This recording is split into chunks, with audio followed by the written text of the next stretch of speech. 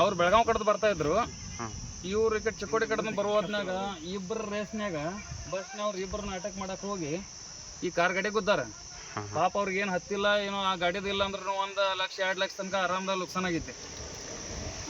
ಇವ್ರು ಅಡ್ಡಾದಿಡ್ಡಿ ಇವ್ರು ಚಿಕ್ಕೋಡಿ ಡಿಪೋದವ್ರಾಗ್ಲಿ ಇದ್ರ ಡಿಪೋದವ್ರಾಗ್ಲಿ ಅಡ್ಡಾಟಿದ್ದೆ ಇಷ್ಟು ಬಸ್ ಓಡಿಸ್ತಾರಲ್ಲ, ಅವ್ರಿಗೆ ಯಾರು ಹೇಳವ್ರಲ್ಲ ಕೇಳವ್ರಲ್ಲ.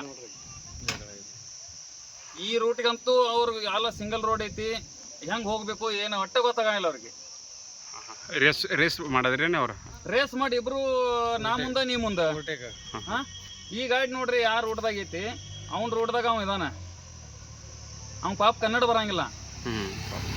ಅವ್ರ ಕಾರ್ ಗಾಡಿಗಳಂತೂ ಒಟ್ಟೆ ನೋಡಂಗಿಲ್ಲ ಬಸ್ನವ್ರಿಗೆ. ಅವ್ರು ದೊಡ್ಡ ಎಲ್ಲಿ ಎದ್ ಕೊಂಟವ್ರ ಗತೆ ಮಾಡ್ತಾರ, ಎತ್ಗಳ ಗಾಡಿ ಶರ್ತಿ ಹಚ್ಚಿರ್ತಾರಲ್ಲ ಆ ಟೈಪ್ ಮಾಡ್ತಾರ ಅವರು.